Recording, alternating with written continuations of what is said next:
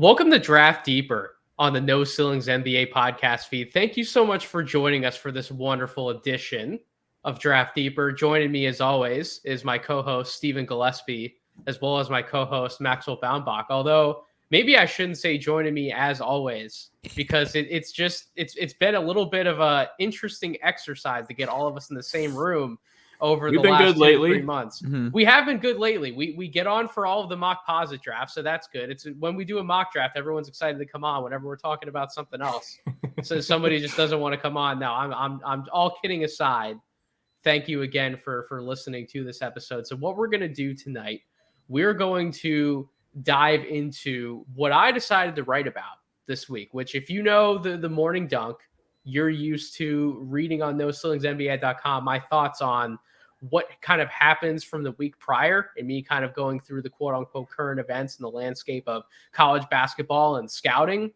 And then I'll hit through some games to watch for the upcoming week. And this is if I'm not doing the rookie rank. So morning dunk didn't look like this week, right? If you're listening to this podcast and then you're going to hop on NoCeilingsNBA.com and read my piece when it goes live at 9 a.m. Eastern time, you're going to see those games of the week at the end of the piece. But the real meat and potatoes is a philosophical writing that I put together. And I was talking with some of the guys for weeks. I wanted to take a deep dive into sort of where the NBA's been trending and what does that mean for us in relation to prospect scouting. So the NBA has been, as I title one of the subsections in the column, offense, offense, offense, right? So we are seeing historical numbers take place. So the NBA during this 2022-2023 NBA season, across the league, the average is 114.4 points per game. That's the highest mark since the 67-68 season. The shooting percentage, field goal percentage overall, on average is 47.4%. That's the highest since the 90-91 season. And then NBA, the offensive rating, average across all teams this season is also 114.4, which is the highest ever since tracking started in the 73-74 season. We are on pace for the most three-pointers attempted in an NBA regular season. So you put all of those things together, you can't really take away the conclusion that the highest level of defense is being played, or maybe it still is. I would argue that defense is actually harder now more than it ever was because of the amount of space that has to be covered. If you're attempting a lot of threes in a game, that means you're spaced all the way out to the deep corner. You have at least one or two guys on the wing. Then you're operating more likely than not of like a spread pick and roll system. Maybe you're the Golden State Warriors are incorporating motion offense and different things like that. How the court's spaced, it's one thing to ask multiple defenders to kind of stay at home on their man and not necessarily have to exert a ton of offense. Maybe they're brought into a screen. Maybe they have to switch off in an action. But when you're able to move the ball all over the place, right? Skip passes, corner kickouts, and you're able to reverse, get the ball to where it needs to go, opposite side of the court, that's a lot of scrambling around that the defense has to do, right? So maybe it's not fair that we say defenses are in the toilet or nobody plays defense in the NBA anymore. I would harshly disagree with that. It's just become much more difficult because of where offense is. And so that's why I wanted to take a dive into why that matters in relation to prospect scouting. So I did a fun little statistical query here that we're going to certainly outline and discuss throughout the course of this podcast. We'll jump into some of the NBA stuff first, and then we'll get into, well, what the hell does that mean for the prospects that we talk about on a week-to-week basis? So, Stephen, I'll start with you. First of all, how are you doing, good sir? And second of all, what are some of the thoughts that come through your head when you hear those numbers? It's not just, us shooting the shit talking about, oh, the NBA, there's somebody point scored or whatever. Like when you're actually hearing that we're on pace for a historical season, what kind of goes through your head? Well, first off, Nathan, I'm doing awesome. I'm happy to be here with both of you guys, as you so eloquently touched on earlier. Sunday is very much so a day of rest for me today. I was on the road a lot yesterday, but I'm just thrilled to be here with you guys. And Nathan, you touched on so much that I just utterly agree with, right? First off, the offense in the NBA, a lot of people for whatever reason don't like it. And I think that it's more fun to watch now, right, than probably it was in like the mid to late 2000s. Like early 2000s, late 90s, that was a lot of fun. But then it started getting kind of stagnant, and we started seeing like the evolution of like hero ball offensive. Yep. And a lot of people um long and miss the days that we grew up watching the game, right? Because we were at our most like influential stages of our lives. But if we go back and watch those games, it's actually not very fun basketball. Like the floor spacing is just atrocious. It's people driving into traffic, fucking up shots that aren't clean, good looks. Again, it was very fun. I very much missed those days. Like the mid 2000 Wizards were like one of my favorite teams to watch because of all the players that they had on that team. I love the Suns, the second edition of the Bad Boys Pistons were so much fun to watch too. So there are a lot of great fun teams, but the way basketball looks now is so much more aesthetically pleasing. And I do think that defense, as offensive numbers climb, the defensive numbers fall. But I'm so glad that you touched on it's not that no one's playing, or it's not that everyone's not playing defense. It's just more difficult. This is the most amount of space that anyone has ever had to defend. Mm-hmm. And they have to do it essentially with their hands behind their back. So when you look at everything that a defensive player is doing now, it's far more difficult to do it, and I think that's what people get most aggravated about, is that maybe there do need to be a couple things put into the game that allow the defenders to have a fighting chance, but it's not that no one's not trying, you know what I mean? So you made a lot of great points. Maxwell, how are you doing tonight, my friend? Yeah. And what else would you like to add into the NBA's growing offensive surge? Are there any thoughts that kind of stick out to you when you're watching some of these NBA games and mixing those in with your what you have on your plate as far as scouting is concerned? Yeah, this is a very just real simple way of putting it. There's just so much stuff happening on the court now. There are just so many more actions and things going into plays. There's so much more manipulation of the defense, trying to find mismatches, but even just motion and movement throughout a play, that like the kind of ball that we grew up on, like it just seemed like a lot of teams were, hey, let's throw it into the post, or like trying to do a worse version of like, let's just isolate our best player on the wing and see what they do. And a lot of standing and watching. And like, it just, defense requires so much work now. That like, yeah, like you can have so many great big defensive players, the kind of guys that you would want to field the defense with. And it's still really hard to stop these offenses, just between the level of talent, the sheer volume of just like odd players that we've never seen before. Like a guy like there's always been prolific shot makers. So like, even going back to like Pete Maravich and Jerry West, like there have been like those kind of guys. So it's like Luka Doncic, it's like, yeah, he's outstanding and he's like one of the best versions of it we've ever seen. But there have always been those kind of guys. But then like your Giannis's, your Kevin Durant's, it's like these are just kind of like the first generation of, in Durant's case, like a 7-footer that shoots like that. Yeah. In Giannis's case, a 7-footer with that kind of mobility. Like I always wonder, like if Shaq had come up now, like is that what he would look like? There's just a lot of weird guys that are insanely difficult to stop. And we have this just new level of offensive strategy. It's a beautiful thing. I love it. I feel bad for defenses because there's so many possessions I watch where guys are doing all the right things. A player guarding the ball will do all the right things. They won't get suckered by a counter. They won't bite on any fakes, and guys will still hit the shots. The talent level is so Mark high. Jackson's good defense, better offense, right? That's exactly what some of those possessions end up in. And I'm glad that you talked about there's a lot of stuff going on. There's a lot of player movement. Everybody's setting screens for each other. Everybody's trying different ways to get open. The play types are still some of the same, right? Top 4 play types. You'd expect heavy pick and roll offense. You'd expect a lot of spot up shooting, transition game. And then obviously when plays break down, it goes to isolation ball like Maxwell was talking about. But the ways in which those offensive play types are coming about, it feels much quicker now. It feels much more rhythmic. It feels like these guys are building chemistry by the game and playing off of each other in ways that they just didn't do. It's not that players in previous eras couldn't play like this necessarily.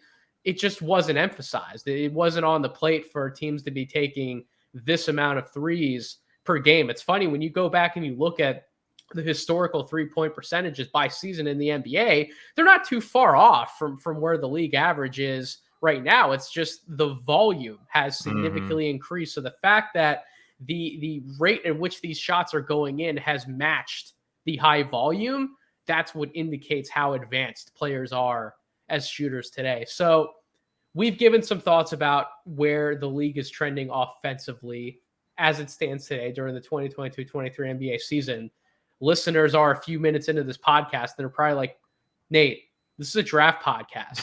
We want to hear about prospects. We want to hear about scouting. What the hell are you? You're not an NBA podcast. To which I would say, technically, we are an NBA podcast because we cover the NBA draft. But it's really interesting to dive into certain tidbits of what exactly composes rosters around the league to better understand the league in which we are scouting for. Right. I feel like that's so undervalued when you look at other things on social media and you're talking to other people within this particular draft space. Sometimes we lose sight of looking towards the NBA and actually trying to understand what works versus only trying to get the individual player evaluations right. So that's what we're diving into. Go ahead, Steven. Yeah, and I would say too that one thing that scouts need to kind of do is, based off of recent trends, like projecting those trends out too. Like if you're just drafting for what works in the next year or two, like how quickly do we see things change within the NBA as well, right? So you have to kind of project a little bit further down the line as well. I agree with that 100%. So how are we going to use this data? Well, I really wanted to set up a basic query, and I wrote this specifically in my column. I'm not trying to reinvent the wheel with the research that I did here. It took me a decent amount of time to put together, but I'm not trying to bring anything necessarily groundbreaking to the table. I'm trying to set a baseline at which we evaluate prospects in terms of either starting in the NBA or playing a legitimate rotation role. So really, I took the sample size of 507 NBA players who have played minutes during the 2022-23 season. I cut that down to the amount of players who are averaging 20 or more minutes per game. And that sort of gives you the idea of about a good top 7 to top 8 for an NBA rotation. So again, it's not just the starters. It's guys who have meaningful roles within a rotation. That cuts it down to about 242 players. So the average age of those players is 26. The average field goal percentage of those players is 47.8. The average 3-point percentage is 34. Average points per game, 14.4. Average offensive rating, 115.9. Average defensive rating, 114.6. Average PER, 15.5. And an average true shooting percentage of 58.3. So those are the statistical indicators that I'm using in this query to build out a lot of the research that I did. So what does that mean, gentlemen? That means, to me, that's a pretty freaking high bar for somebody to be able to have to meet to start or play a meaningful role in the NBA. Like, we can talk about all we want. We want these rookies to come in right away, these lottery picks to blow everybody away and put a stranglehold on one of these roles for their respective team. Paolo Banchero, for my money, and probably for a lot of people's money, is the rookie of the year right now, right? It's between him and Benedict Mathurin. I think the money would say it's Paolo Banchero who's likely to win that award. He doesn't meet any one of these bars except for points per game right now. He is not hitting any other one of those numbers, which is pretty insane to talk about because he is on his way to being an all-star forward, one of the better mismatch type forward / scorers, playmakers that we have coming up in the NBA. He's not meeting these marks. So of those 242 players, let's take a look at how many players are hitting those numbers. So 41.3% of those 242 players do have a field goal percentage of greater than that average. 62.8, this is a kicker, 62.8% of those 242 players have a 3-point percentage greater than that average of 34. I'm going to give a little bit of a spoiler warning for when we talk about the prospects and start putting them out of buckets. Taking a look at our no ceilings composite top 60 board, you want to know what the 3-point average was for those prospects? 30%. That was the average across all prospects, 30%. So you're talking about. To be fair, some people still have Nikola Jurisic on their board, and I believe he is. I'm teasing. Dereck Lively's 3-point percentage isn't good. Right. So there's some players that just don't take threes, but there are also NBA players that are playing meaningful rotation roles right now that it's the same thing. They're not taking threes, or they're not taking very many. How bad are their percentages? If like 64% of the players within that player pool exceed that average, then that other 30 some odd percent are terrible 3-point shooters. But what do you think they do well though, Steven? They're either finishing at an incredibly high rate inside the paint, or they are defending their asses off, which is something we are going to get to at some point here. So yeah, about 63% have a 3-point percentage greater than 34%. So we're trying to nitpick some of these prospects. Well, some of them have quite a ways to go to up their percentage by another 4 percentage points. And that's just trying to meet a standard baseline for playing 20 or more minutes per game in the NBA. 40.5% have a points per game average greater than that 14.4. 47.5% have an offensive rating greater than 115.9. 50% have a defensive rating greater than that average of 114.6, which means they're not playing up to the caliber of defense, right? We talk about defensive rating. We want it to be lower, right? So again, offensive driven league. We talked about all that at the top. And then 42.6% of those players have a PER greater than 15.5, and about 49% have a true shooting percentage greater than 58.3. So that all of that tells me you're not seeing those clumps of players that it's like, oh, only 20% have an average or a percentage greater than this. It's like between 40 and 50% of those 20 minutes or more night minute guys are coming in higher than those numbers. So we're just trying to set the scene, set a baseline for where prospects are coming into to meet that bar. Maxwell, I'll go to you first. Does any of that surprise you in a way that the standards really become that high offensively? Does it not catch you by surprise? Yes and no. Like just hearing the numbers, it does a little bit, but I think at the same time, I've been very aware of the fact that it's just hard to play right away in the league. Like it drives me nuts when I hear people every year be like, oh yeah, this is a guy who can like come in and play right away. Like right off the rip, the average age of those guys is 26. Yeah. Well, like, they just think about like how many first round picks play in the G League now. Like I have to tell like casual fan friends all the time. Like I have a friend who's like a Rockets fan. He's like, we drafted a guy in the first round. He's playing in the G League. It's like that's normal now, bud. That's real normal. Like must be talking about it's Mark gonna Williams. keep trending that way too, because like players are just getting better and better. And is the opposite thing is happening in the draft where like we've got a league in the NBA where the players are getting better and better. And we now have a draft where players are entering younger and younger. We're not seeing guys stay as long in college. We're still seeing like last year, I think was the most freshmen we've had drafted in the second round ever. Yeah. So even in the second round, teams are looking at guys that maybe went out a year early and are saying, all right, well, most of the time in the second round, you draft a guy, they don't end up playing a meaningful role in the NBA. So like, let's just swing for the fences and take this freshman who maybe came out a little bit early. So it doesn't totally surprise me because I think the barrier to entry is very high. And that's why you see so many first year guys that aren't even, not getting minutes, but not playing for their NBA team. Dalen Terry, another example here in Chicago, like a guy who just doesn't see the floor. For a team that's not even particularly good. But yeah, like that's just the way it is. The bar is high. And Steven, that's what we should expect as analysts when we're looking at some of this information. When the talent pool widens to that degree, when you make a draft selection and you want to stick them in your rotation and give them I'm not talking like 6 to 8 minutes a night. I'm talking real minutes to develop their other skills. You have to be good enough to take somebody else's job. And the problem is some of these guys, like we can pick out probably 15 to 20 guys in a draft class that maybe can do that or do have the ability to do that. It's not that the other 40 and way after that guys are undrafted don't have the talent level to hold on to that kind of a role. They're just not ready to right now when they're coming out of college or they're just coming from overseas. And it may be deflating to say that, but at the same time, shouldn't we be using that to give some of these players a little bit of grace? Like, I think you're another person on social media. You're talking all the time about we got to be patient with players and let them develop at their own pace.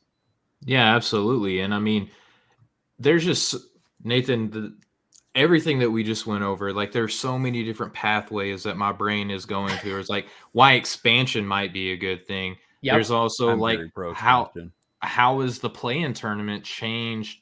How teams are drafting now because more teams have a bite of the apple. Look at there's 4 teams that we would say are quote unquote tanking, but they're not tanking. It's not like they're good teams. They are playing a lot of these younger guys and everything that we just mentioned in that previous query and the metric of players that are getting meaningful playing time, how much of those young players are beneath that mark, right? Like Paulo Banchero will be at some point, but number 1 draft pick, everyone's excited for him, like a superstar in the making, and he's not even at the level, right? So Walker, but it also speaks to how important it is to take all levels of the draft seriously.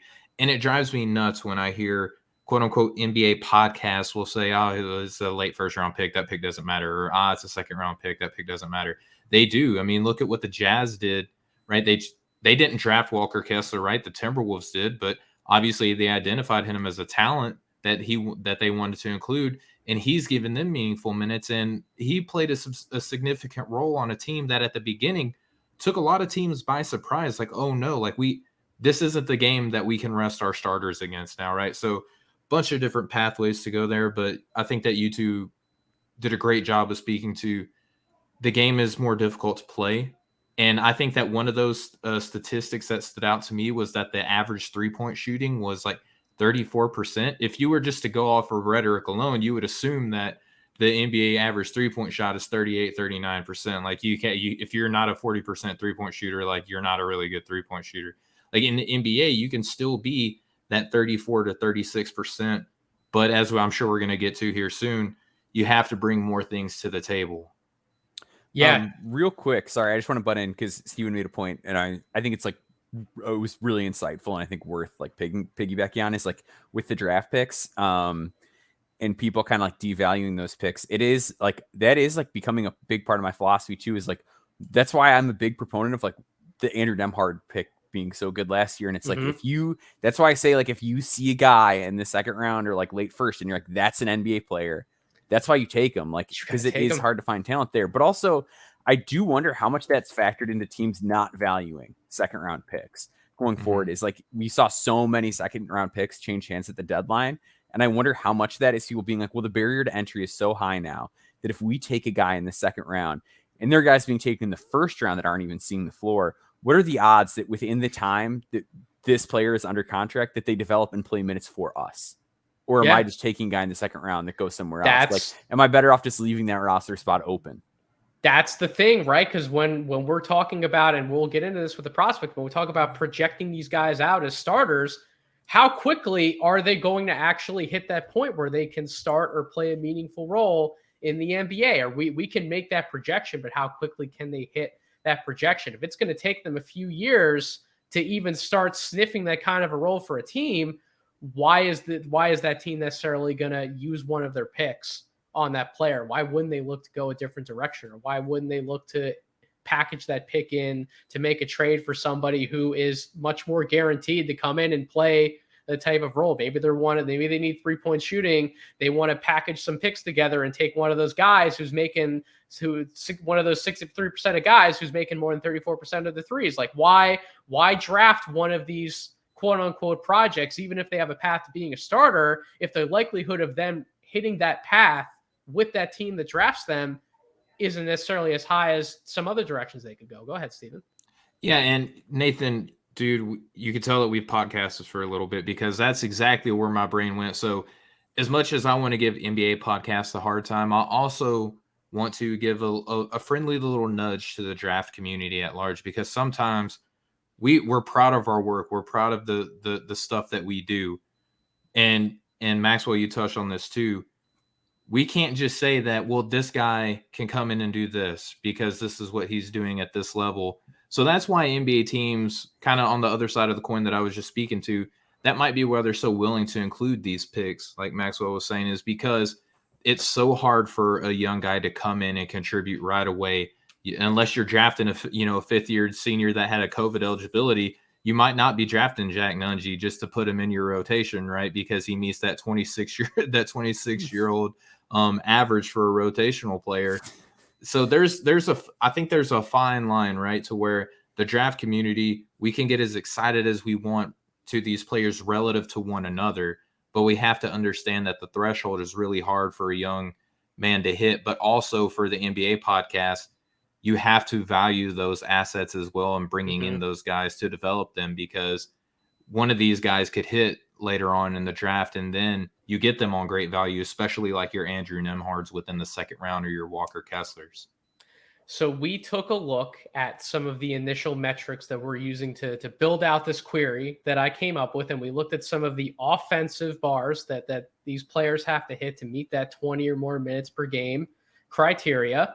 You can also use this query, though, to make some fun projections even past them when we talk about potential stars and looking at some of the best in the game. We're going to do that when we come back. We're going to take a real quick ad break.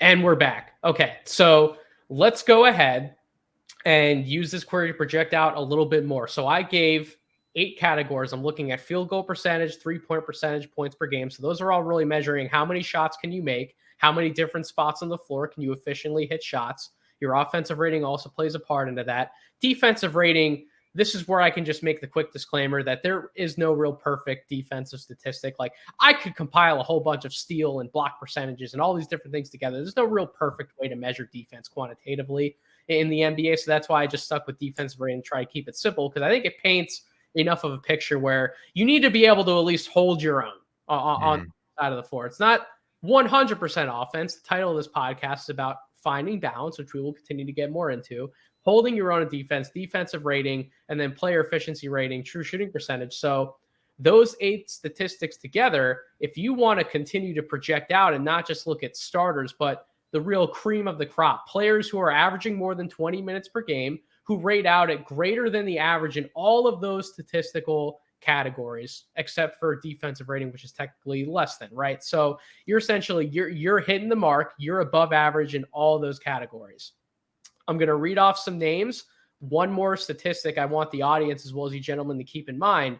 Average height of a player in the NBA, 6'6". Keep that one in mind.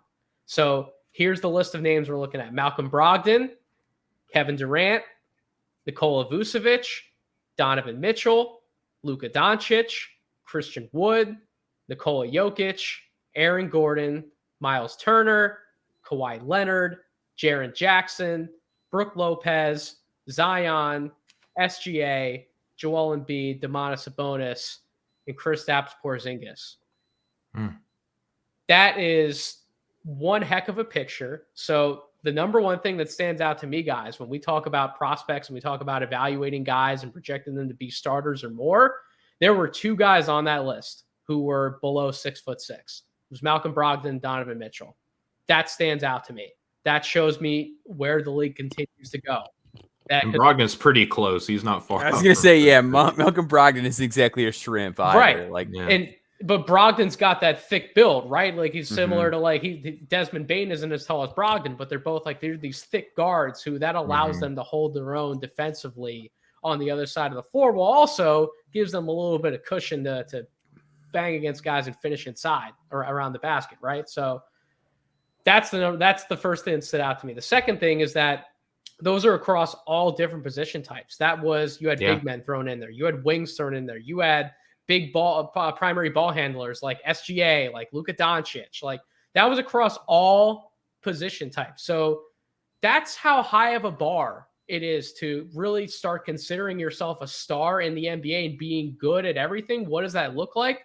That's what that looks like. All of those guys have all NBA potential, MVP potential, all-star potential, whether it's present or in the past due to some injuries. Like Kristaps Porzingis, once upon a time, he was actually trending incredibly upwards as like an all-star, potentially all-NBA caliber player. So that query, that really, those are some of the things that stand out to me there. The next one to go to is players averaging more than 20 minutes per game who rate out as greater than average in all of those categories except for defensive rating, right? They have a defensive rating greater than the average. That means they're poor on that side of the ball. Mm-hmm. Ready for these names? Hit. Bojan Bogdanovic, Stephen Curry, Tyrese Halliburton, Norman Powell, Jalen Brunson, Jeremy Grant, Pascal Siakam, Kyrie Irving, Lauri Markkanen, and Bradley Beal. So there's a better influx there of guys who are underneath 6'6", but those guys who are under 6'6", they are some of the best offensive players across the whole freaking NBA. So if you're not improving defensively, right, even if you're getting better offensively, to hold on to that type of role or hold on to that same type of quote unquote security as you're moving to your second contract or your third contract, and you're not of a certain height to be able to hold your own better on the defensive end, you better be one hell of an offensive player to even really more hold on of a to that threshold kind of to clear. Yeah, talk about even more of a threshold to clear. Now, the last one's really interesting. Players averaging more than 20 minutes per game with a defensive rating less than the average. So these are guys who are holding their own or better on defense and are below average in field goal percentage, 3-point percentage, points per game, and offensive rating. Marcus Smart, John Wall, Kyle Lowry, Max Strus, Victor Oladipo, Gabe Vincent, Chris Middleton. He's a wonky one. He's had an up and down year. Injury. Yeah. Herb Jones, Najee Marshall, Jose Alvarado. Cole Anthony is another weird one. He plays with a lot of size around him, so it can skew the defensive rating. Jalen Suggs, Chuma Okeke, and Denny Avdia. So you're either a guard or a Pelican. That's a very fair point, Steven. But so again, a number of guys on that list who are underneath 6'6". But so let's grind the point home even further. If you're not up to a certain bar offensively and you're underneath 6'6", you better be a potential all NBA caliber defender. Marcus Smart, John Wall, when he was in his prime, boy, was that guy like cruising on some defensive teams. Kyle Lowry, we know what he does on the defensive end. Victor Oladipo, we knew him coming from college. He could be one hell of a defender when he had it going. Herb Jones, Jose Alvarado, the list goes on and on. So like, these are some of the bars that some of these prospects have to clear, especially if they're not of a certain physical stature or they have some athletic limitations. Like Steven, I saw your eyebrows pop up multiple times when you're going through some of those lists. What jumped out to you the most when we're talking about some of that stuff? It's just so crazy. And Nathan, I don't want to get your head too big here on the podcast, but I am so excited to read this piece because you have just segmented everything so wonderfully to where how often do we, when we're comparing prospects, do we kind of scrape lower on the barrel that what you're listing at right now and saying like, this is the path that this prospect could take to make the NBA. Yeah, you mean the 99th guy on your board? We have this belief they can do this. Well, it's not as actually easy as just saying it out loud on a podcast. So much harder, yeah. And the ceiling for that guy is one of the, I wouldn't say worst because NBA players are all incredible athletes, right? But if your ceiling for this guy is the bottom of the barrel in the NBA, so you're saying that if everything hits right, he could be, you know, an Exhibit 10 contract, like 2-8, like even that metric is hard to hit, right? So, I mean, you got guys on there like Chuma Okeke, like not the common NBA's fan, like not everyone knows who that is, but we got excited about him, you know, as an analytical darling, right? So there is so much that has to hit correctly for you to hit in the NBA at a star player, at a role player level, or even at like just being on the roster level. It's just, I think this is going to be a very eye-opening piece, Nathan. I'm extremely excited to read it. Maxwell, what about you? What are some of your big takeaways? I know one of mine really quickly was Marcus Smart on that last list. It's funny how everyone wants to give Marcus Smart crap about the shots that he can't hit without factoring in all of the other things that he does well to rightfully earn his place in the rotation for a team that went to the finals last year. It's amazing what can happen when you're committed to a certain part of the grind, but think about also how likely it is for somebody to actually turn into another Marcus Smart. Those players are like one in. I don't even know what kind of odds I want to throw out there for that happening. That to me is like one of the biggest things that jumped out is like the guards who are making it here are so stellar on the defensive end. Yeah. Like so stellar. And like even Jalen Suggs, like good college defender, but like such a high level athlete that it was like, okay, if worse comes to worse, then he can do that, like on the defensive end, if he's working a reduced role, whatever. But yeah, it just shows how high that bar is for smaller guys. Like if you're going to be an undersized guard and it's like, oh yeah, and he's like a pretty good defender, it's like we're immediately in dicey territory. Like the water is already very choppy in this boat that we are riding on, if that's where we're starting off with like a guard that doesn't have size. And Marcus Smart was like the first non-big man to win, or the first guard to win Defensive Player of the Year in like 20 years. And I think people with like, I don't know, I don't want to be like, people don't watch the games guy, but like with Marcus Smart too, like people don't understand, like he is so strong. Like so strong that he's guarded like Pascal Siakam in the playoffs. Like I think a lot of times people will see a guy because like I've seen like Cason Wallace. People be like, oh, he could be like Marcus Smart or whatever. And it's like, look, like I mean, no disrespect to Cason Wallace. He's a phenomenal defender. Like he's going to be a really good defender. And I think he's going to play in the NBA for a long time. But like I think that still is kind of like underrating how good Marcus Smart is. Like you're talking about one of the best defenders in the league. It would be like if you took somebody who was like a good scorer and you're like, oh, they're going to be like Kevin Durant. It's like, that's like a very like big leap. Like that's a very big projection when you're so even take Marcus Smart out of the equation. Like use a name like Kyle Lowry. Like shoot, Kyle Lowry's been one of the best guard defenders in the league for years. There's a reason why even though he's kind of creeping on the doorstep of potentially, you know, it might be his time to retire sooner rather than later. There's a reason why the Miami Heat still wanted the swing to bring him in as one of their next pieces to add to Jimmy Butler and Bam Adebayo. Like, think about trying to hit. He wasn't a high draft pick either, so he's like the outliers outlier. That's an outlier. Yeah, that's what I wanted to really highlight here was some of the outliers. Like, it is possible for some of these guys who we may not initially be like, yeah, light bulb clicks immediately as to what their star path is. But think about all of the hoops and hurdles that these guys have had to jump through to get there and how difficult hitting that bar actually is. It's just, before we move into, this is just my last sentence, but we're going to start talking about the prospect stuff and where this comes in, I promise. But just my last sentence really on all this is, when we throw out words like starter or star, or they can do this in the NBA, or what does it look like for player X to do thing Y, like, it's important for me to get better at just keeping in context what exactly that means. I fail at doing that all the time. Even when we're having fun conversations in our No Ceilings group chat, I fail to do that all the time. I see it so rampant on social media. We talk about all the outcomes for these players. Just take a deep breath, pause for 1 second, think about how realistic it actually is for that bar to be cleared. And then maybe reevaluate your position that you're going to take in an argument. That's all. That's why I'm so excited for this piece, man, because I think it's like right before March Madness, like a lot of player seasons are about to come to an end. Like the international seasons are at an end, where OTE, G League, all that, right?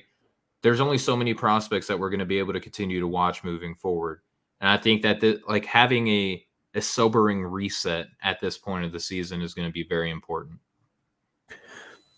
Yeah, and I was just going to say real quick too, my daughter might lose it here right as I'm about to talk. So heads up, if she does her last diaper change of the night. She's really excited about what we're talking about. No, she doesn't even care about advanced metrics. It's terrible.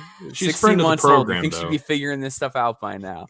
But yeah, I was just going to say, like, because it's something I say all the time, and I think it's a really important reminder if you are into evaluation. It's like, most of these guys are not going to stick. Like, we overestimate floors all the time. We overestimate ceilings all the time. Like, in your average draft, you're getting 20 to 25 guys that are going to like stick around long-term in a meaningful capacity in the NBA. So when you're talking about guys in the second round being like, oh yeah, I think he's a second round pick, like he should be a nice role player, like, then you either shouldn't think about him as a second round pick. This is a historically great draft class, or like you're really not catching on to like how this entire thing works. Yeah, it's some of this stuff, and that's why I It's been quite a while since I did a statistical deep dive like this. This is why I wanted to go through an exercise like this to really remind myself of some of these points that we're talking about. But that's enough of some NBA players. So we kind of know what bars we have to hit. We have a baseline established now. So let's use that baseline to evaluate where we're at as far as prospects coming into the 2023 NBA draft. So I did the exact same thing. I essentially took those 8 metrics. I recorded stats for our top 60 players on our recent No Ceilings composite big board update. I used our big board, number one, because I did not have time to pull stats for 360 players across the country. Number two, I think we do a pretty damn good job of putting together a big board on a month-to-month basis. Like when I look at our composite big boards, I really don't see anything that's like, wow, that's really out of place. Like, how are so many guys on our staff going this direction with this player? Like, I think we actually put together a really decent board as far as where things currently stand in the draft space. And some of our movements are also well-timed in terms of where we're projecting these guys to end up, maybe where their stock's going to be in a month or two. I think on a number of guys, whether it's our writing or our big boards or our mocks, like we're pretty decently ahead of the curve with some of this stuff. So that's why that's the main reason why I really wanted to use our rankings for this exercise. So top 60 players eligible regardless of minutes played, because we have some college guys in here. We have some guys playing for international clubs, and it's different competition levels technically.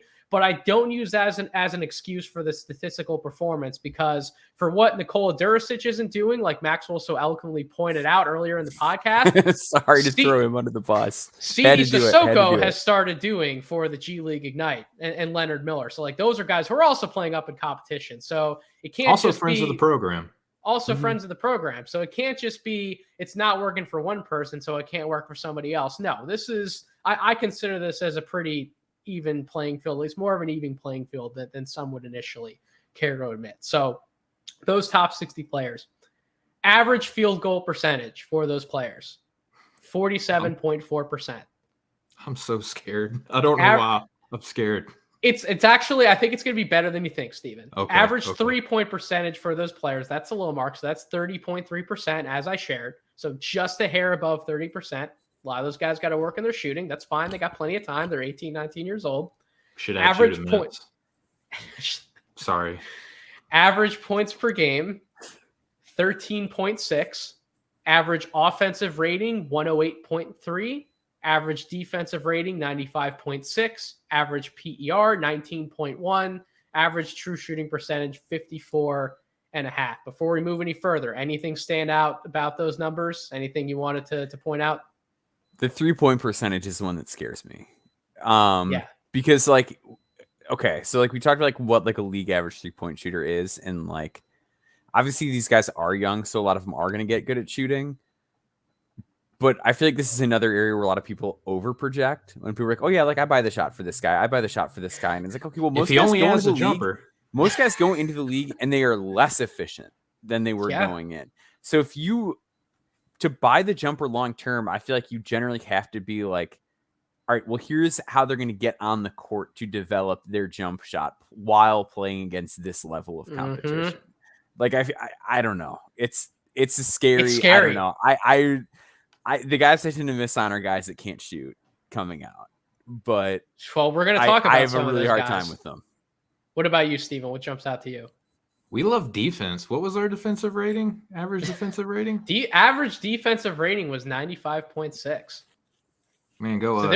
there are guys who are playing quality defense in college. And that's a mixture of, we talk about some of the inefficiencies from three and some of the inefficiencies from other spots on the floor. Yeah. I mean, right, styles of play. Like there's things that factor into the defensive rating being lower. The pace isn't the same.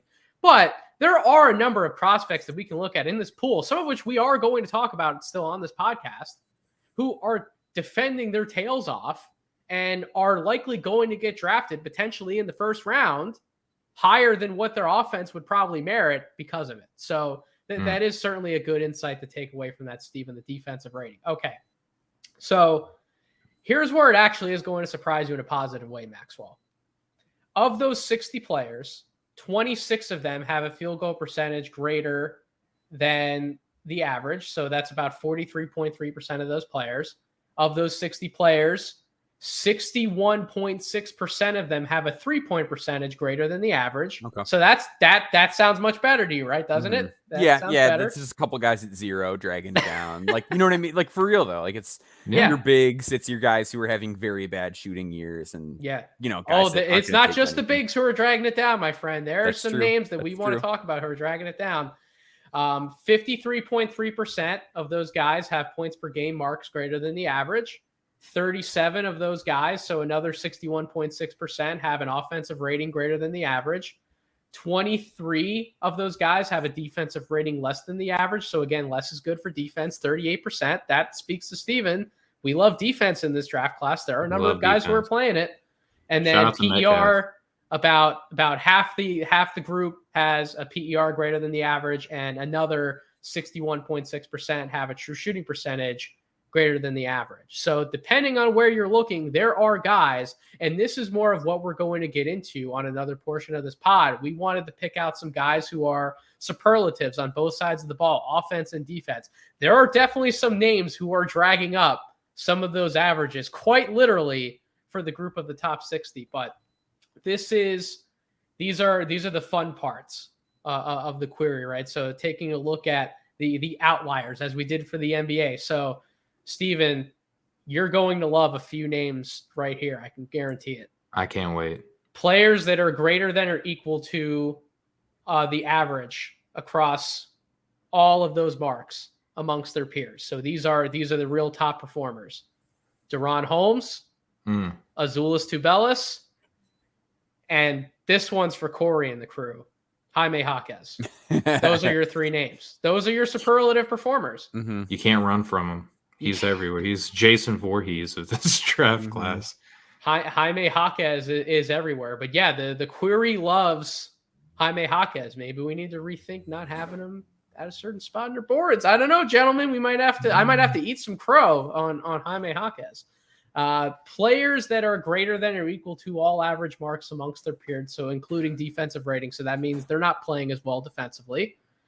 These names are this is the meat and potatoes of some of the drafts where we like some of these mid to late first round guys: Brice Sensabaugh, Chris Murray, Colby Jones, Julian Strawther, Mike Miles, Brandon Podziemski, and Keontae Johnson.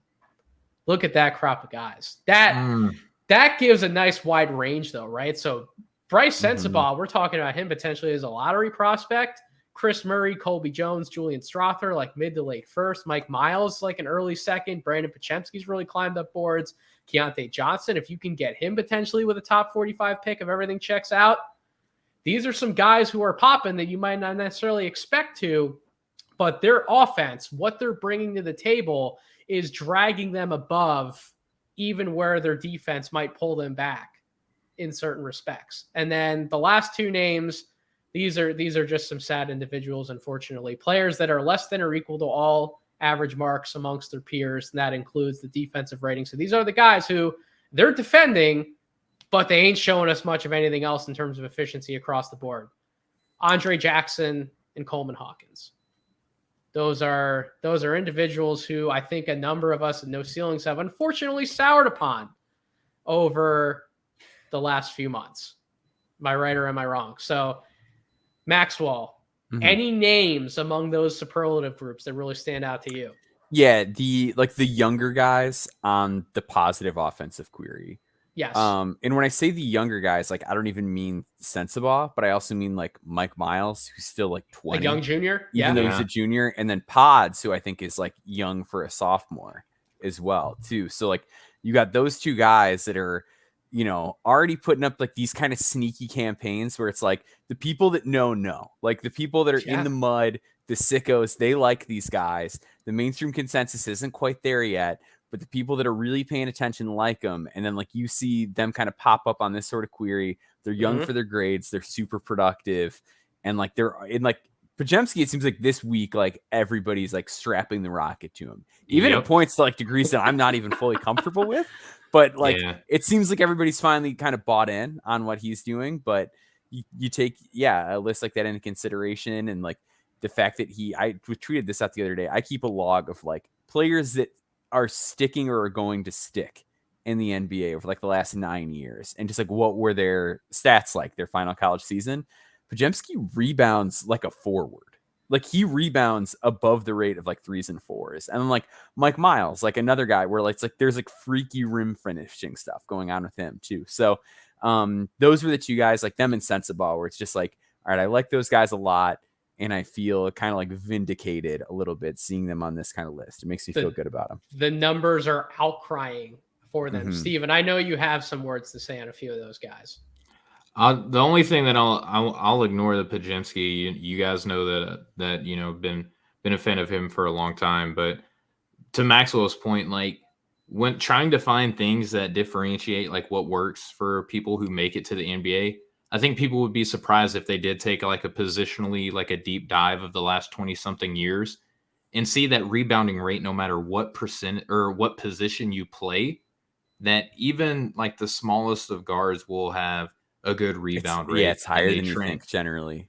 Yeah, that and block percentage are the two where I'm always like, that is like a sneaky important factor that I think a lot of people don't pay as much attention to as they should. Blunks are important. Blunks translate very well, but it's coming back. But the one player that I feel super vindicated about, to piggyback off of what Maxwell was just saying, Azuolas Tubelis. I still love him a lot. I'm still flirting with the idea of him being a first-round guy on my board. He does so many things well, and he's not just a plodding collegiate big man. Like he moves so well the open floor. Like I think the notion of him, and again, he plays on the West Coast, so there will be like this West Coast bias where people aren't necessarily going to be watching him all the time because he plays late.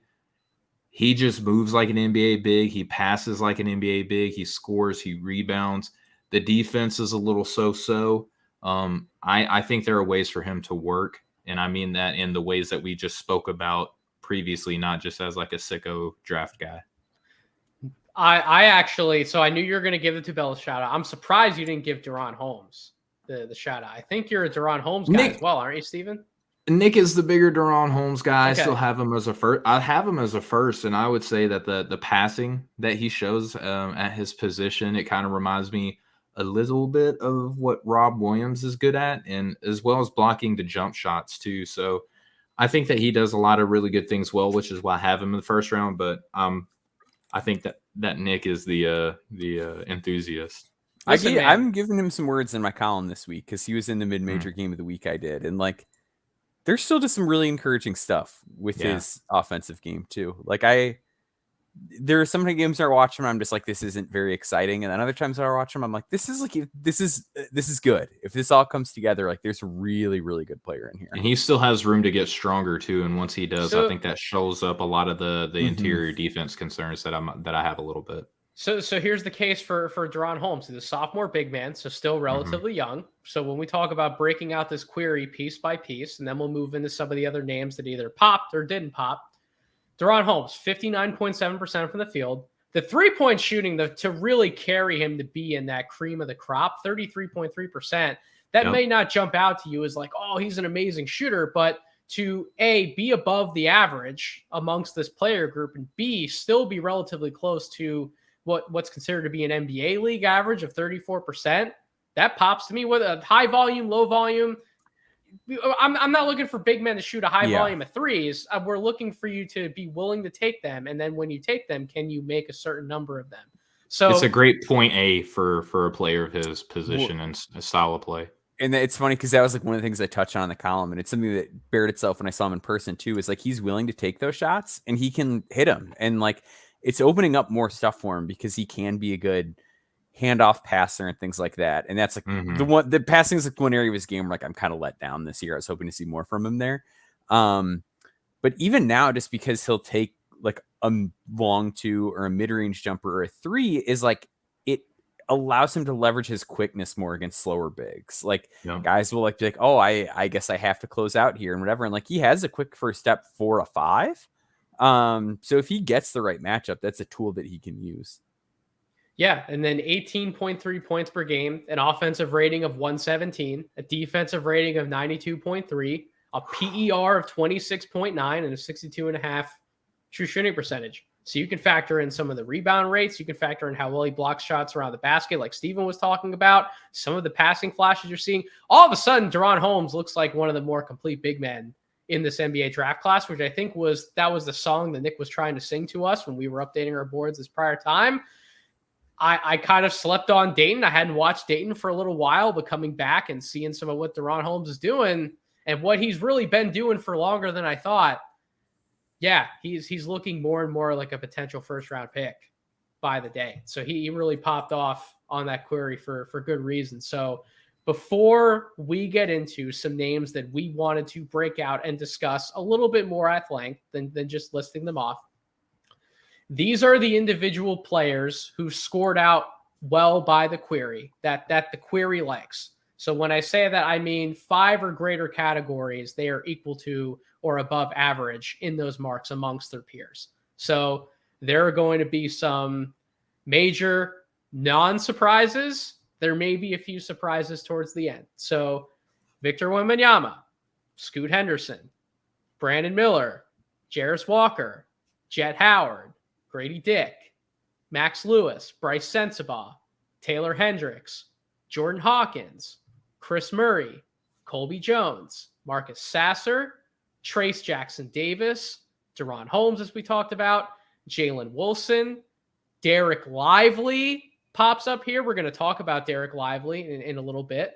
Julian Strawther, Jaylen Clark, Mike Miles, Adem Bona, Azuolas Tubelis, Kobe Buffkin, another fun sleeper riser and no ceilings, who I'm loving more and more every time I watch him. Leonard Miller, Jaime Jaquez, C.D. Sissoko, Ricky Council IV, Brandon Pachemski, Keontae Johnson, and last but not least, because Maxwell found a way to sneak him onto the no ceilings composite board, although I'm going to be with you in a second, Maxwell. He should be much higher than where he is on that board. Yeah. Tucker DeVries is also popping on that query. Any names stand out to you in terms of the positives, Maxwell? Leonard Miller. He's like the one guy, like when we talked earlier, like we look at our board and we're like, man, like I really like this. Leonard Miller is the one that like kills me. Like he's the one guy that like when I look at our composite board, I'm like, we're sagging on Leonard Miller. And I have him high. I have him like 21, 22, somewhere around there. Yeah, I just think he's like hyper productive in a professional league. And like, do not get me wrong, like the flaws exist. Like he can foul a lot, he can be turnover prone, he can miss some rotations, but like ultimately he is producing and he's doing it in a professional league while being extremely raw and having not faced this level of competition like at all prior to this, and having been kind of a disaster in the combine a year ago. And like he's gotten so far so quickly. And like we just see it with growth spurt guys all the time now. Like we saw it with Trey Murphy, we saw it with friend of No Ceilings, Jalen Williams this past year. Like there's something to these growth spurt guys that like I think they just get it a little bit later sometimes. But just the year over year improvement that we've seen from him, and the fact that he's coming up, that he's rating out positively on something like this, I'm just in on him as a first round player.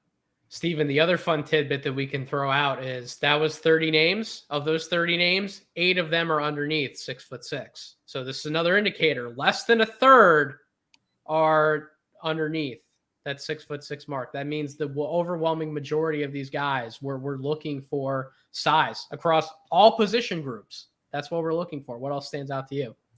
Well, I mean, real quick about the size, I still think that you can find values in players that are like 6'3", 6'4". You can. I think once you kind of get underneath that 6'3", and it's funny how many college guards are listed at 6'3" that probably aren't, because once you fall beneath that, it's like very, very hard to make that threshold. But so Scoot, Sasser, and Mike Miles would be the ones who stand out right there, right? Like they're bringing so much offensive value to the table to where that on top of some of their physical attributes, you can look past the size to a certain extent. Yeah, absolutely. And just shout out TJD. I've been a big proponent of him as a first round guy, even coming into the preseason. I think I've only had one board where I had him as a high second, and then I was like, nope, I don't feel good about this. Let me put him back up. I think that here soon we will start seeing the consensus coming around on him, because if you just do a deep dive into what he's doing, like NBA players, like mainstay NBA players. There's no – I have a real hard time not seeing him stick in the league. So I have him kind of in that similar range to like Leonard Miller, actually maybe a little lower, like around 23 to 25. I think that he has huge staying ability. He's got the bloodline, and he's just consistently been at the mark. And this year, adding the playmaking that he has positionally, that just pushes him over the top to me. So shout out to everything that Trayce Jackson-Davis has been doing.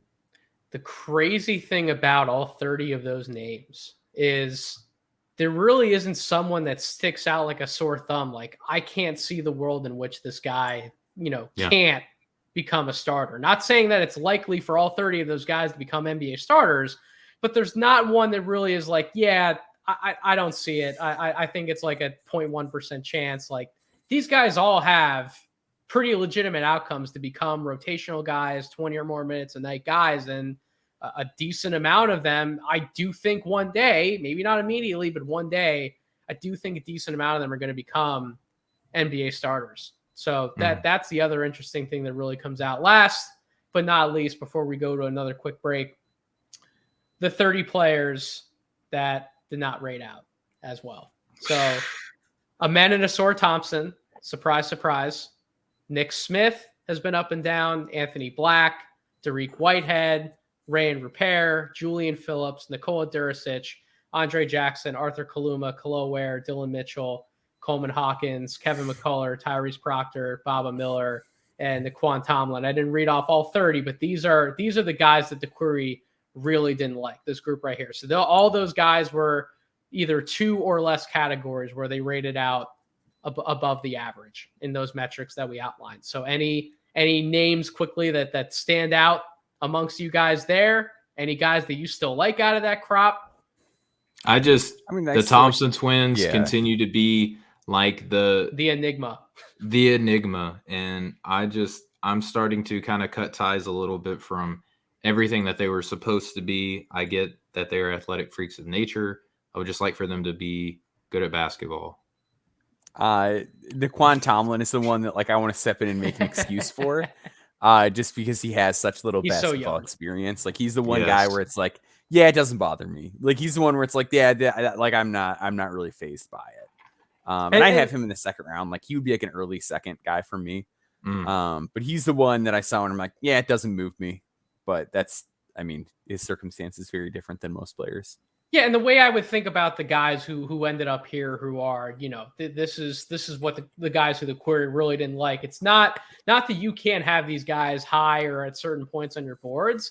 I think this is more just laying out the pathway to them being the best versions of themselves might not necessarily be as easy as we might have once thought coming into this process. That's how I would illustrate how I would think about that in terms of our audience. Go ahead, Steve. I think you wanted to jump in. Could we call that like the theoretical batch? That they're more, there's a lot that has to go right for them to hit at their absolute best. I think it's true. I feel like a lot of those guys have a longer developmental tail or a more complicated one. It doesn't mean that their outcomes aren't good. The Thompson twins, possible outcomes are obscene. But it does still require quite a bit to go right.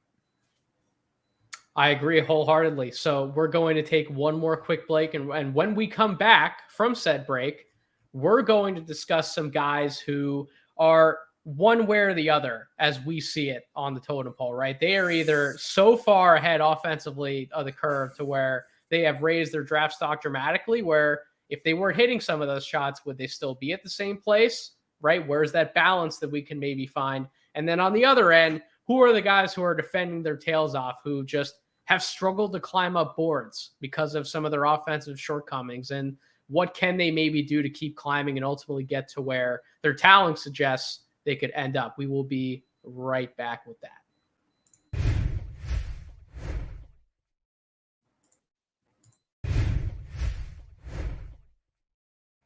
All right, we are back. So this is part of the exercise where I reached out to both Maxwell and Steven beforehand, before I really wrote the meat and potatoes of my column. And again, there's going to be more detail that you can find when that column goes live, noceilingsnba.com. But we wanted to break out some of our own fun superlative guys. So we're going to start with the offense heavy group.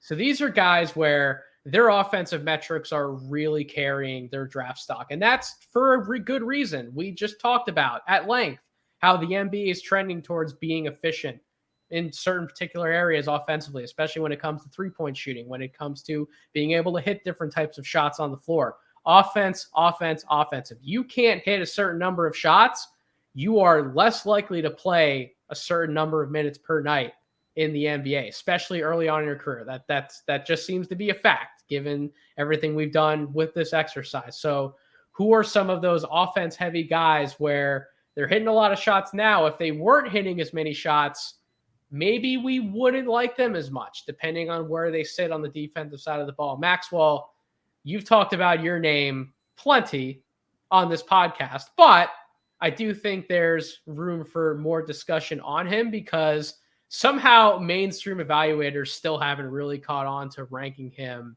I think, more appropriately. Maybe you're a little bit on the high end in terms of his draft stock, but I do think he should be not just on draft boards, but really pushing for top 45 consideration. You want to talk about Tucker DeVries? Yeah, so with Tucker, I think he's just a much more complete offensive player than a lot of people realize. So he's averaging 19.2 points per game. He is 45.6% from the floor, 39.4% from three, taking almost 7 a game, 84% free throw shooter. And these threes are like high level of difficulty threes. He is getting the best defender on the other team every single night. The conference he plays in, it's a mid-major conference, but it's not a bad one. He gets so much defensive attention, and like these are shots off of movement. Like this is not a guy who is standing and catching and shooting, going straight up, straight down. He's doing a lot of it off the dribble. He grades out like excellent in synergy pick and rolls. Like he can really dribble the ball, really keeps it low, knows how to attack a closeout, has some craft to him. Averaging under 2 assists per game, but like is a really truly good passer. And those assist numbers just don't pop in the way that I feel like they should. This is a team that, you know, average 3-point volume, good 3-point percentage, but Tucker is the shooter. So he doesn't get to pass it to guys as good as himself. So it kind of drags down his assist numbers a little bit. And then defensively, like the numbers aren't great, but if you watch the games, like he's okay. He does not get suckered. Like he doesn't bite on fakes, which is like the more NBA I watch, the more I just realize like discipline is such an important defensive skill. Like if you can just like remain in front and not fall for everything, it goes a very baby, long way. Know your personnel. Yep. Yeah. And off the ball, he's pretty good. Like he's not a guy who's going to dart passing lanes or meet opponents at the rim. He did some of that as a freshman and he hasn't this year. I don't know how much of that is just like the increased role and volume, but he got into position really well a lot last year, but off the ball now, like he just never gets back cut. Like he monitors man and ball better than just about anybody in this class. And I think he's just such a good shooter and has enough stuff outside of his shooting that like if you can, your teams are always looking for guys that knock down shots, have size, and can make quick decisions. And he does all of that. Like I trust him a lot. And guys who I trust are like, that's a huge, huge factor for me in liking a player. It's why I like a guy like Cason Wallace. It's why I like a guy like Jalen Hood-Schifino. Is like they might not have the highest sexy ceilings, but like, boy, do I trust them on a basketball court. And that's where I am with Tucker too. We didn't mention those two guys in particular in the long list of names. They were very close to being in the good bucket is what we would want to label it in terms of breaking out that query. We're all growing on Jalen Hood-Schifino more by the minute, not even the hour or the day. It is quite literally by the minute. Cason Wallace is still rock solid, as you talked about. Max, well, I'll stick up for Tucker a little bit here. The defensive numbers actually aren't as bad as one might think. So first of all, he's 6'7". He's a big guy, right? So it's not like he's a smaller wing. He has enough size to him. 54th percentile per synergy defending against spot ups, 71st percentile defending in pick and rolls, 76th percentile defending jumpers, 67th percentile defending at the rim.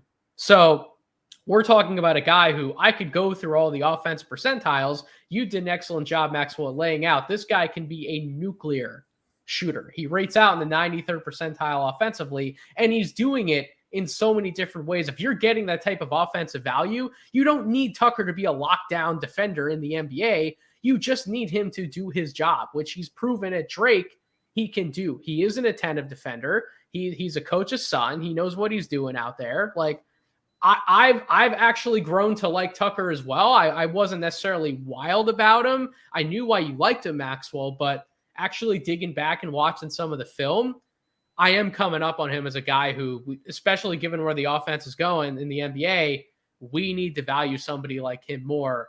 And speaking of valuing somebody more, if you are one of the last people trying to hold out on coming over to Brice Sensabaugh Island, allow this podcast to just be your ticket to you. You are more than welcome to come to the island, fly on in. I got a big old hotel set up for you. It's a 5-star resort. You get all the works. There's plenty of room to come in on Brice Sensabaugh Island because he is still 87th percentile in total offense, 70th percentile in spot ups and isolations, 64th in transition, 50th in pick and roll, 94th on post-ups. I love that funky post-up turnaround game he has.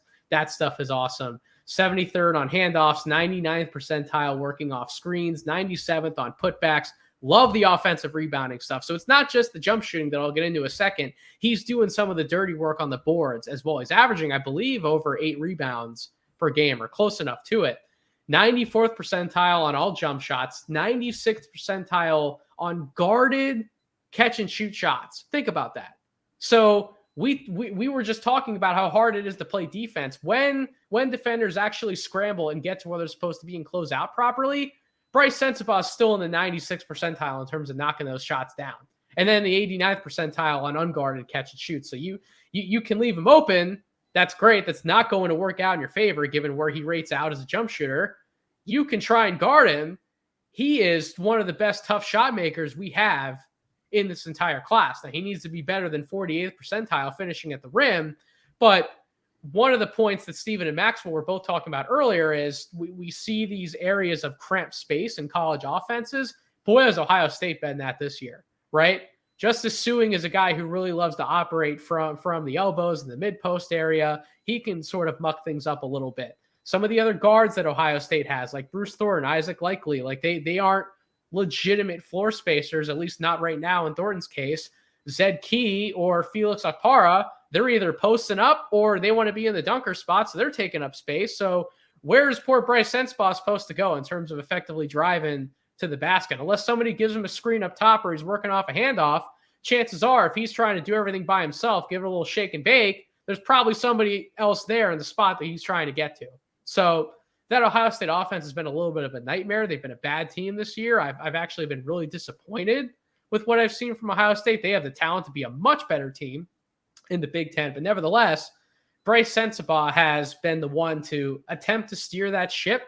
And he's still done it offensively, certainly. While, oh, by the way, he still rates out in the 55th percentile in total offense. And this is something Maxwell and I were talking about off the air. I think it was earlier in the prior week. He may get lost in space. He is not the fleetest of foot. I would not want him playing a style of defense where he's banking on recovering and being able to make a play on the ball. But when he sticks to his man, he is fine guarding one-on-one in certain situations. He's fine. He is one of these guys who, as he continues to get in better shape, he certainly got in good shape to be where he is now at Ohio State, but he had to get into better shape compared to where he was in high school. As he continues to work on his body and develop some of those skills in the NBA, develop chemistry with his teammates, and build to be a better team defender, you're talking about all of the value you get with him offensively. I don't understand why people are not coming more around to Brice Sensabaugh. You don't have to have him as a top 10 pick, but at least for me, maybe you guys don't feel the same way. Maybe you do. I don't really see 15 other guys who are giving me more potential value for Brice Sensabaugh when we talk about what's actually working for starting caliber players in the NBA or guys who are playing more meaningful roles. So I think we've knocked both of those names out of the park. And I know Steven's about to knock this name out of the park. He picked a great one for one of these offensive heavy guys. Where are you going, Steven? So I'm going to go Jett Howard, and I want to first start off with the good about him being an offensive-only player, right? He's playing about 31 minutes per game. He's got a minute percentage of almost 68 and a almost 23% usage percentage. He's giving you over 14 points per game and shooting. Here's the bad thing about the offense, right? He's shooting almost 37% from deep, which is fantastic. He's shooting under 42% from the floor overall. Right. So now we're kind of putting him into a spot to where, and get this, he's averaging slightly more than 4 2-point attempts per game, but he's averaging over 7 3-point attempts per game. Now, I know that this might be a schematic thing because anything around the basket is going through and only through Hunter Dickinson at Michigan. Right. So all the 2-point percentage are coming by way of him, but I would still, I'm sorry, I'm going to stick with the good. The 3-point shooting is phenomenal. Like he can do it off of the dribble. He can do it off of screens. He can do it off the catch. There's no shortage of ways that Jett can succeed as a shooter in the NBA. Oh, and he is averaging over 2 assists per game, right? So his ability to put the ball on the floor and find the open man is also another great development for him offensively.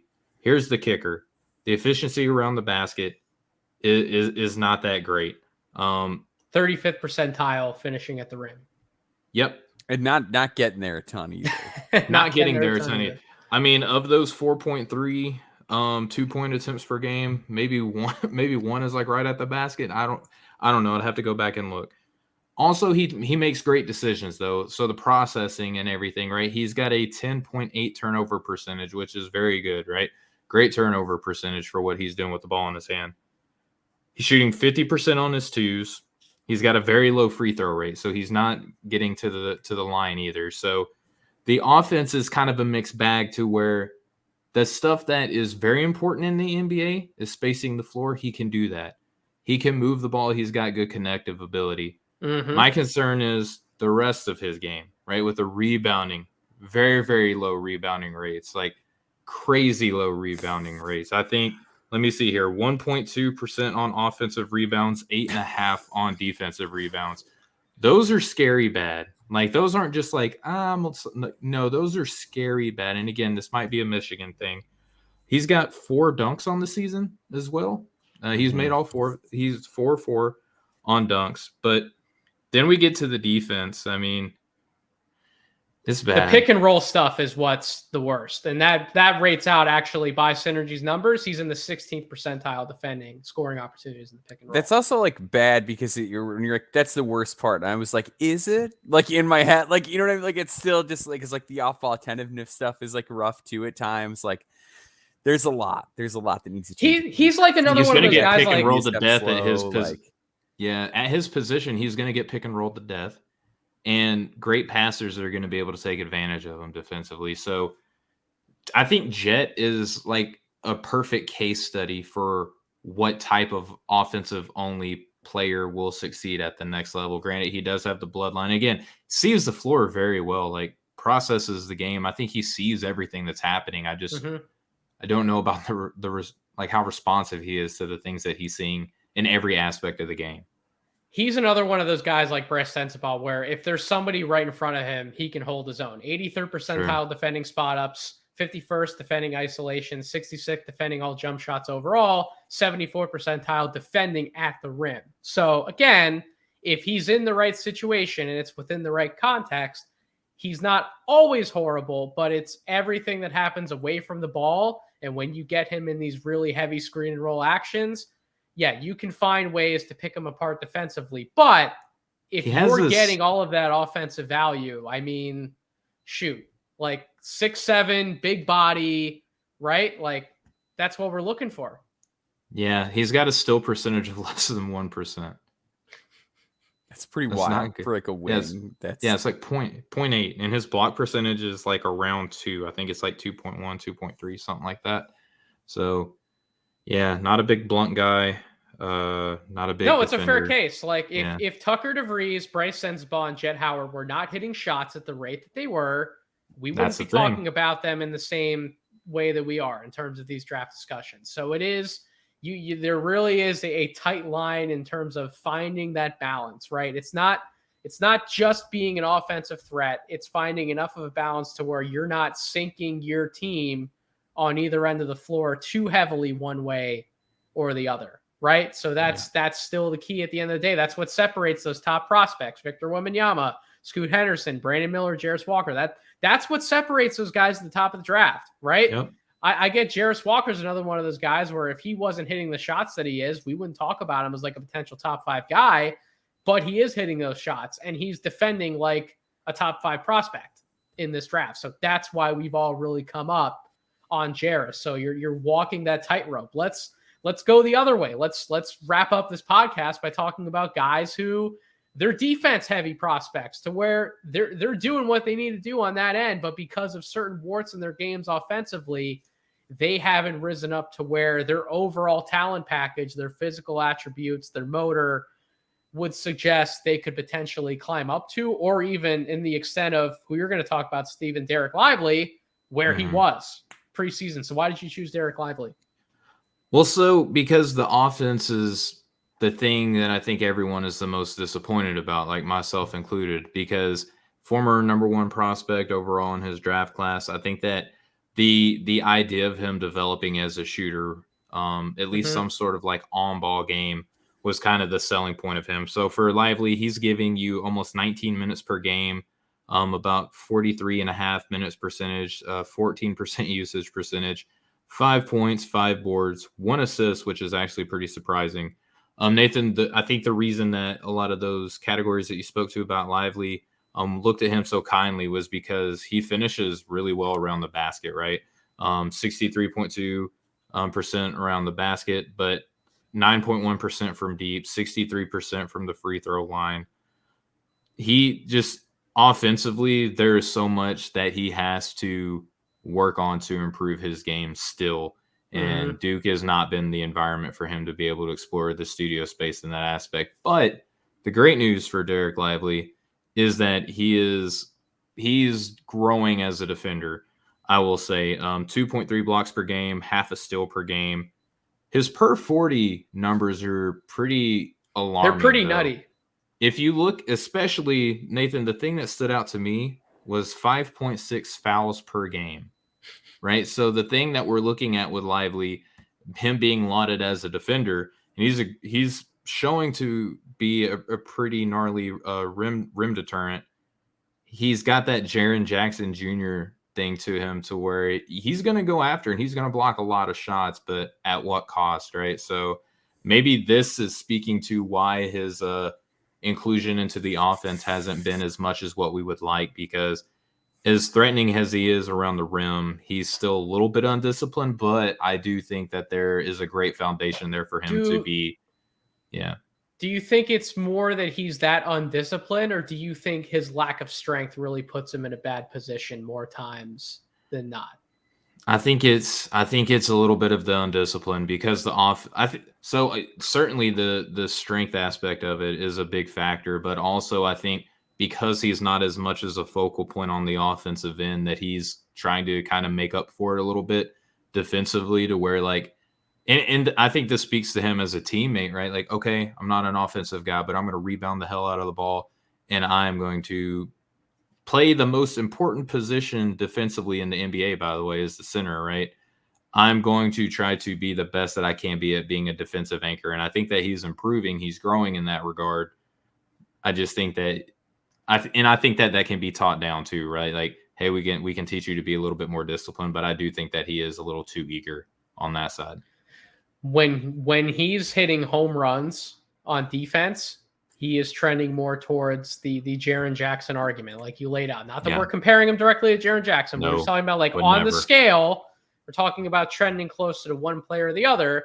When he's not defending at that level like he was in that Duke North Carolina game, he is very much so, especially in the offensive department. He is on the Daniel Gafford offensive plan, and that's kind of what started to scare me with Lively. I saw a lot of Daniel Gafford in him, and it concerned me. It scared me off. Now, we've seen, to Steven's point, we've seen a lot better defense over the last month, and I think he has started to clean up some of his warts, he has been a mammoth rim protector, right? He has been one of the better shot blockers that we have, along with another big man who we will probably give credit to at some point on another podcast. Dembona has also been a really fabulous rim protector in certain regards. But yeah, Lively rates out in the 94th percentile in terms of total offense, but it is the simple of the simple, the Daniel Gafford being fed meal plan within arm's reach. He's got 40 dunks on the year. He's hit 40 of 41 dunks. Yeah, he's super athletic. He's springy. He gets up off the ground really well. That helps him in the rebounding department because he doesn't have the strength to box anybody out. I don't love his box out technique either. So or screening. Or screening. Yeah, there are some things about his game that really need to come along, particularly him building out his offensive repertoire to really be like, yeah, I'm worth a top 15, top 20 pick, or start to even trend back to shoot where he was preseason. Like some people had him, yours truly, like top 10. And that clearly was not where I should have had him preseason. But that's part of evaluating these prospects. We learn a lot throughout the season. Maxwell, you chose a great name to talk about in terms of defense-heavy prospects. A guy who, at certain points, man, he's trended in a much better offensive direction. I think it's probably just the inconsistency that's leaving him where he's at in this discussion. I think you want to talk about Jaylen Clark. Yeah, so Jaylen Clark is like the one guy that I feel like I have been like lagging the no ceilings consensus on throughout this entire season. Like I really wanted to like be sure that the shot was real. And I think it's more real. Like it's definitely improved substantially. Like there is a volume and percentage increase that are both like very substantial over a 1 year period. But I am like very concerned with how it's fallen off during conference play. And I'm also a little worried about just his size. Because he is like right on that 6'6" cusp, a little bit under it, and he's very thin. So it's like, yeah, I get that you can, read these passing lanes exceptionally well, but when you are faced up with like bigger players, are you going to be able to contain them, or are they going to be able to just plow right through you? And when your gambles like with Tari, it was like, okay, the gambles transferred up, like his ability to know what he can and can't get to scaled up exceptionally well.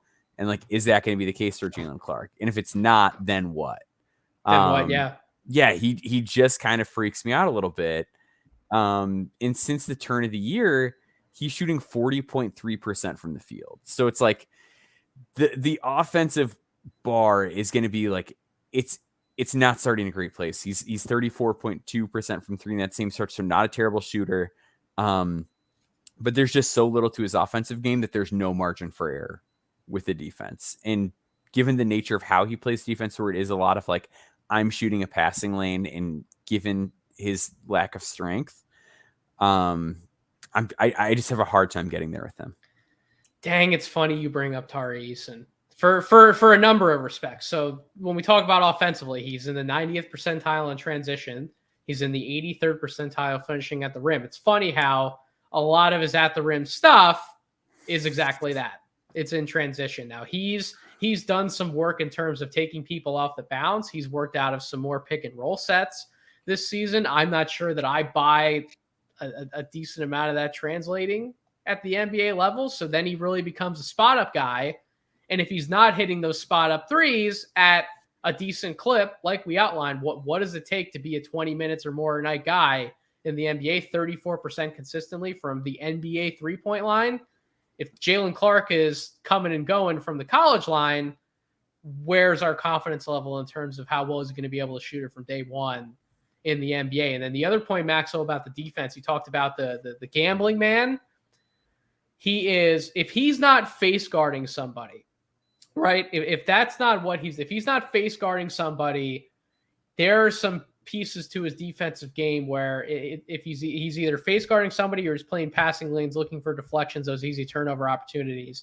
If he has to actually scramble and make an educated read on the ball in some senses, it breaks down for him at some points. 40th percentile defending on spot ups, 25th percentile defending in the pick and roll, 38th percentile defending on jumpers overall. You would think some of those numbers would be better because of his reputation, but you said it perfectly. The Tari Easton style gambling man, when it works, great, but to have the leeway to do those things more often. Tari was also 6'8" with whatever his freaking wingspan is. Yeah, and he's stronger, he's bigger, he's thicker. Like shot better. Like a million. Yeah, exactly. Better shot, better shooter, better offensive player. Passer, yeah. I actually, this is my hot take. I think I like Jaylen Clark as a passer better than I liked Tari Easton a year ago.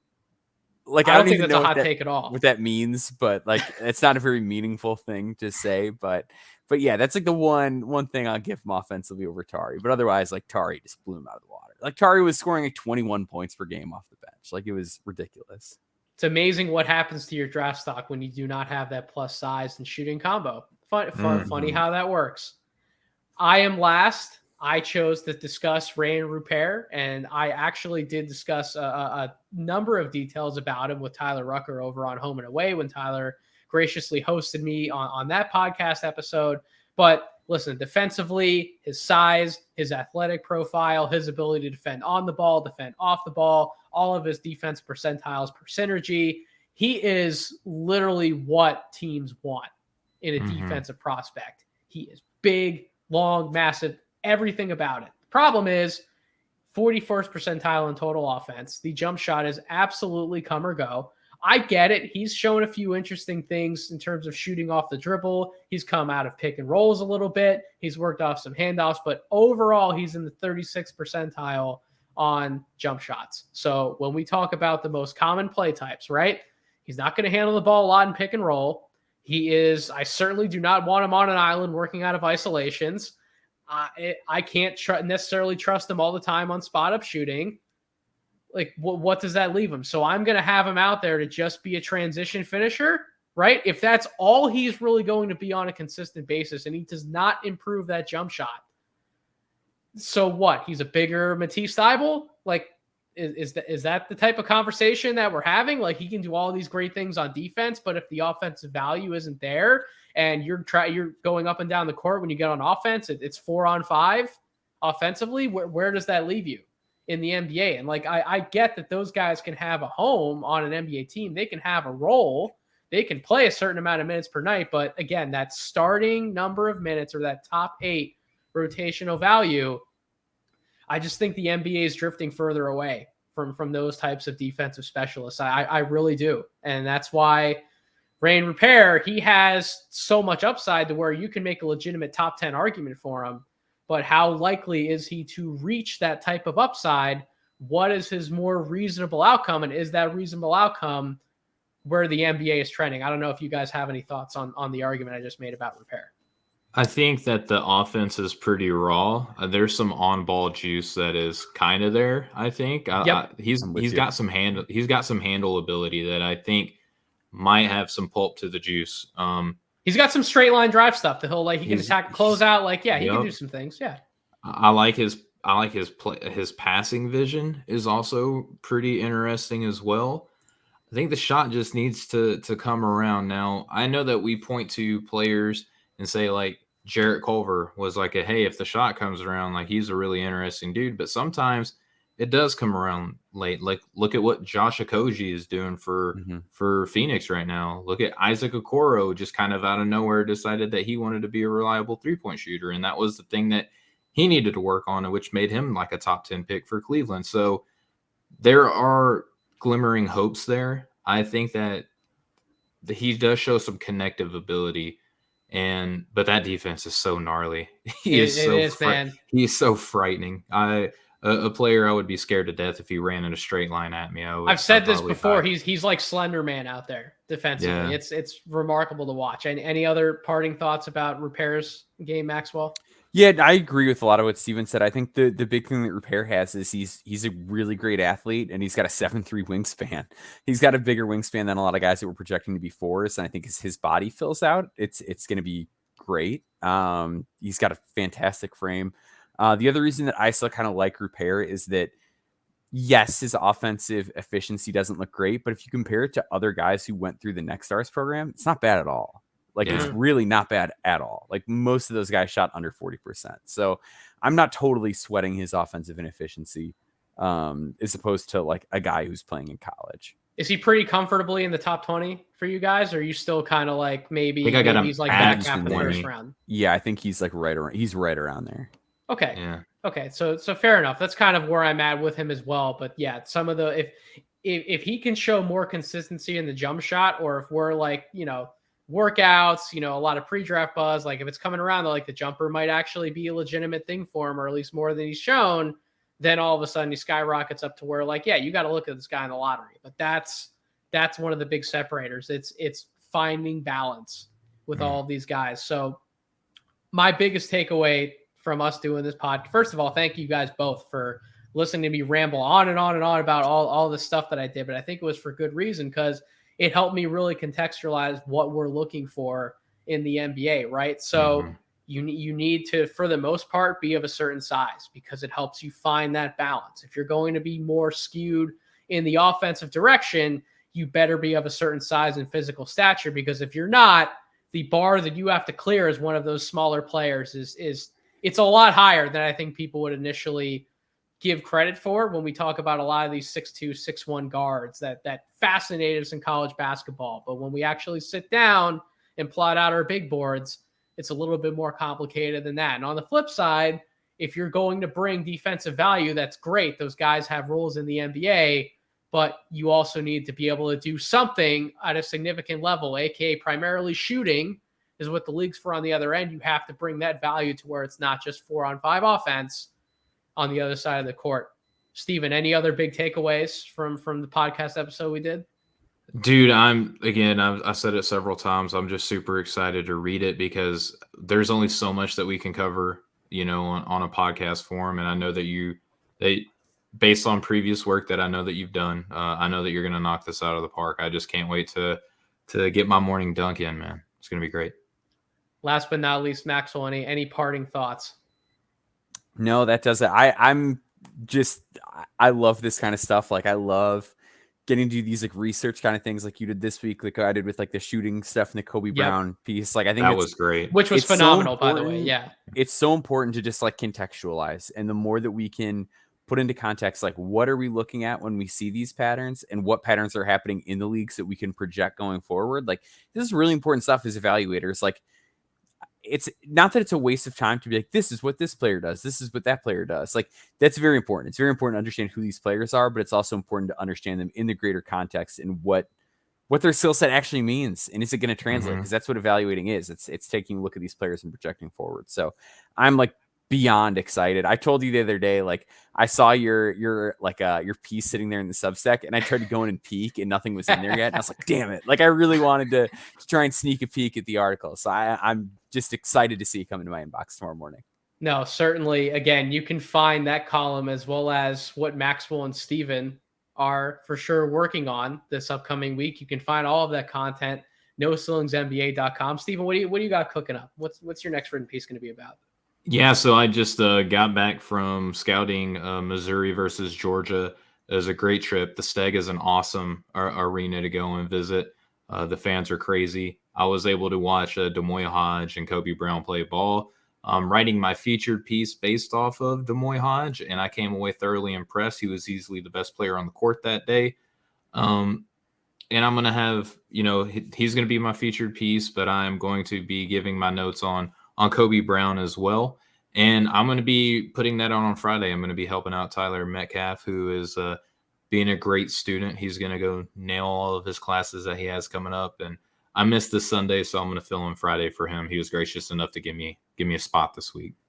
Maxwell, what do you got in the lab this week? Yeah, so this week we've got Jalen Pickett coming down the pipeline. It's just going full weirdo territory. Let's here. Go. A guy a lot of people like, a guy a lot of people just kind of write off because of his play style. If you're not familiar with Jalen Pickett, like just read the article and give a Penn State game a watch, because he is quirky. Definitely a guy to check out and keep an eye on. And then if you're listening to this Monday morning, go to my Twitter. I've got a poll for people to vote on who my feature will be next week. Let's so you go. Can pick. We got Cliff Amore, we got Oso Ighodaro, Adam Flagler, Baylor Shireman. Pick your poison, people. That's some Let funky me know guys. who you want to write about. Oh, and Nathan, if I may, real quick, this upcoming weekend, I'm going to go scout UCF versus ECU. So I'm going to get an opportunity to go see Taylor Hendricks live in person, and then kind of sneaky, like on the outside borders of my top 100, Brandon Johnson, who just had a fine game versus Houston the other night, actually. So I'm really interested to go watch both of those guys play this upcoming Sunday. I can't wait to hear your thoughts. I will also be seeing Taylor Hendricks in person on Thursday. Going to see him at Temple, and then Saturday I got UConn and Villanova queued up at Wells Fargo Center. So next week we're going to be talking about some great in-person evaluations. We'll get the Missouri guys in there next week. We'll get all of the conversation around Taylor Hendricks. We'll get some Cam Whitmore, Jordan Hawkins talk going. So yeah, next week will certainly be a fun episode of Draft Deeper, along with a special guest. Yeah, we're about to say we're going to be kind of breaking a little bit of news, so to speak. Like, it might not be like new news, but it'll be pretty close. We're going to be having a 2-part Draft Deeper next week, so make sure you are staying tuned to the podcast feed as well as everything we're doing on NoCeilingsNBA.com. Trust me, Steven, Maxwell, their written work this cycle has been absolutely phenomenal. And anything that you read of mine, I assure you what they're doing is of greater or at least equal quality. Nah. You're being super humble. You're being super I'm humble. not. Yeah, no, knock it off. I'm serious. Maxwell's Kobe Brown piece was actually really enlightening because we talked about it.